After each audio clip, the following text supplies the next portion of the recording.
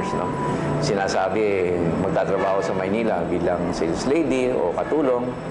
Tapos yung pala sa kasa pala mo pupunta. Kung saan-saan nakararating ang mga taga-Samar sa paghahanap ng magandang kapalaran na ito. Minsan nga may sulat galing sa isang mayor din. Sa San Fernando, La Union, at tumawag yung dating mayor si Mayor Mary Jane Ortega sa akin at sinabing may mga taga-amin daw, mga minors nagtatrabaho sa isang ginawang GRO, sa isang club doon. Mahirap din ang Samar talaga. Makikita mo naman, mahina na yung produkto, tapos yung opportunity nga, yung mga livelihood, medyo mahirap talaga.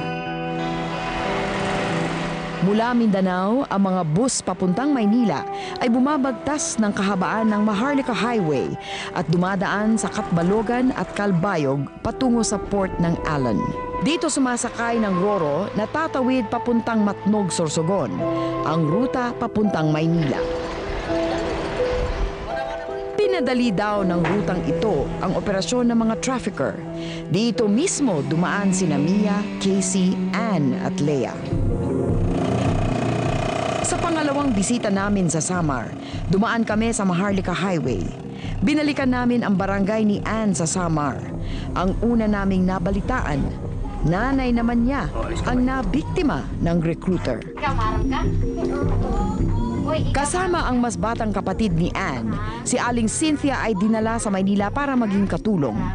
Huli na nang malamang itinakbo na pala ng recruiter ang 2 buwang sweldo nila. Walang makapagsabi kung ilan na ang nagiging biktima ng human trafficking sa bansa. Ang tanging tinitiyak lang ay lumalala ito. Padami pa rin na padami yung mga bata at mga kababaihan ang mga nai-intercept namin dito sa mga ports na kung saan nag-ooperate kami. Katulong ang iba't ibang ahensya, pati ang mga opisyal ng barko, may mga mata ang Visayan Forum sa mga port. Kabisado nila ang mga kilos ng mga bata. Nung sumakay sa amin yung mga galing Mindanao yata yung mga bata na yon, napapansin kong parang sila ba, parang mukhang nag-ano kung saan sila pupunta. Linapitan ko sila. Sabi ko, saan ba kayo punta nyo? Sabi nila, hindi nila alam. Sabi ko, bakit? Ilan ba kayong magkakasama? Sabi niya, marami kami, kaya lang hindi ko kilala yung iba. Hindi namin alam kung saan kayo pupunta. Nakasakay sila sa isang jeep. Puro babae po? Babae, mga babae. Malalaking sindikato ang nakikita ni Cecil sa likod ng human trafficking. Sa loob o labas man ng bansa kumilos, ang modus operandi daw ng mga ito ay pareho. Mayroong mga headhunters sa mga liblib ng mga lugar na kung saan nagsa-scout at nagre-recruit ng mga kabataan. Dito nagkakaroon ng unang mga customers, mga pinapadalang mga bound for prostitution.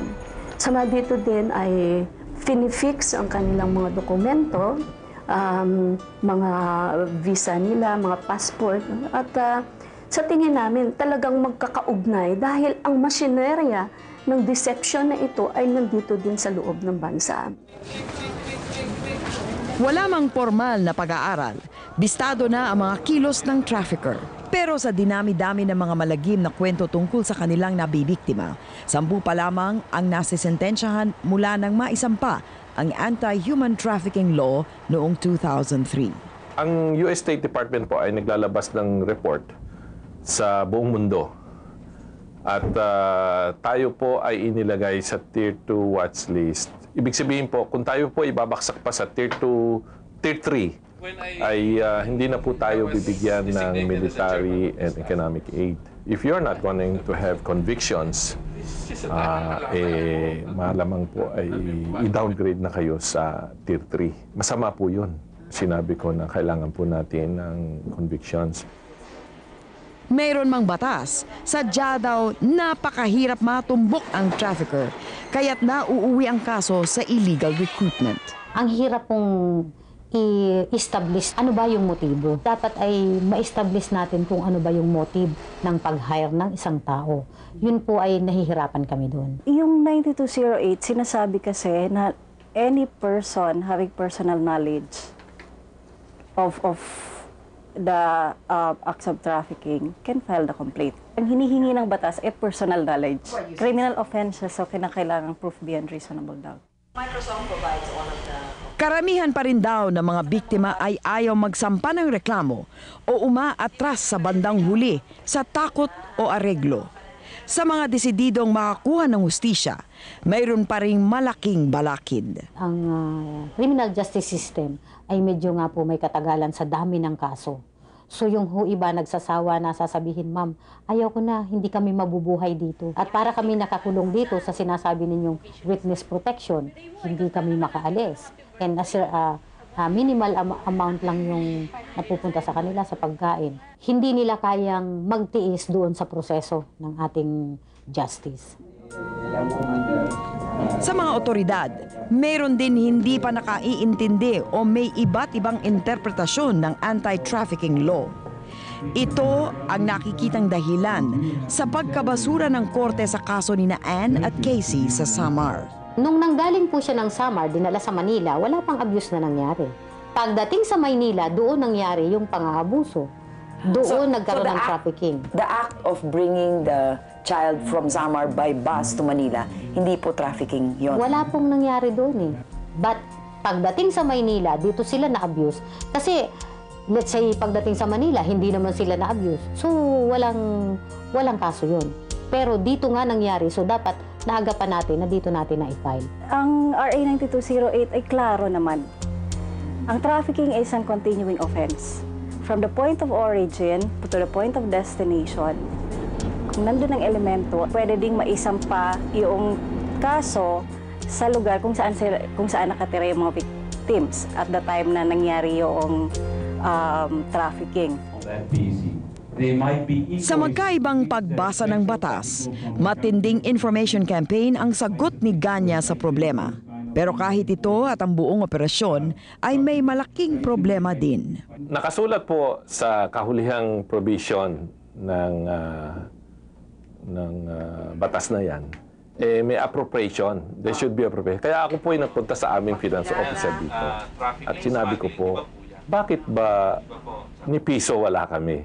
Lahat po kami umaasa sa mga NGOs po at sa USAID role, sa Asian Foundation. Di ba sa batas ka ako nakasulat? Pinakita naman po niya naman sa akin. Ayan, sir, inire-report ko po taon-taon yan sa budget. Ini-slash po, inaalis. Ng DBM po. Bakit po? Walang pondo po. Wala daw pondo. Lahat ay dumadaing. Ang pulis kailangan pa daw humingi ng panggasolina sa mga NGO. Alam naman natin sa lahat na pag wala ang isang batas ay walang budget allocation, ano namang klaseng programa, no? Responsibilidad ito ng pamahalaan, ano? Kaming mga NGO ay dapat sumusuporta lamang. Traffickers has a superior, power. Meron silang mga connection, meron silang pera na pwedeng gumastos. Lahat po gagawin nila para lang mai-traffic. Sa sitwasyong ito, malinaw kay Ganya ang implikasyon. Pag hindi ho dumalo yung karampatang budget para dito sa trafficking, mananalo ang trafficker.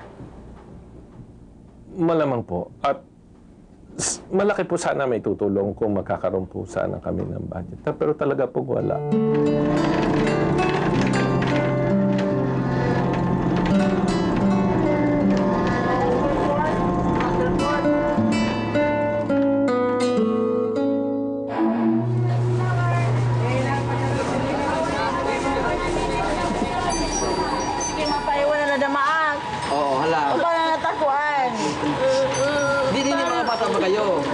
Kayo nga may binigyan ng protection, hindi naman iba eh. Kami, wala talaga kami alam. Dyan, ang kausap niyo yung may araw. Ako naiipit dito pag kayo nag-pumilit. Ano ba naman kayo? Kasi kung kaliba kayo kinidnap.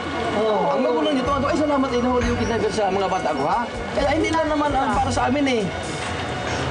Kung pumunta kayo ron, ang magulang, pag dito ng magulang ninyo, dito sila. Yan. Mag-aaral na lang ako mag-isaya. So anyway, pang ilang araw nila. Pilay man sa suporta, ang mga grupo at ahensyang nakatutok sa human trafficking ay kumikilos at naghihigpit na ngayon. 18 ka pa, Jeffany?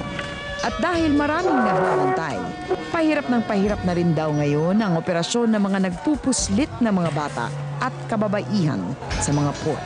Dati, kung ang ports ay talagang parang langit yun para sa kanila, na open lang yung pag-bribe ng mga tao dyan o yung mga law enforcer natin, madali lang suhulan. Sa ngayon, iyon ay slowly na natatransform sa isang lugar na kung saan hope is possible. Gipit man daw tayo sa pondo, may mga magagawa pa tayo para labanan ang mga maimpluwensyang human traffickers. Kahit yung pangarap ng mga bata, mailalagay natin sa tama. Siguro, sa mga simpleng mamamayan, magiging vigilant po tayo. I-report talaga sila. Wala namang mawawala sa atin kung itatanungin natin sila, saan yung mga papeles mo, legal ka ba? Mag-ingay po tayo kasi hindi natin kailangan tanggapin na ganito tayo.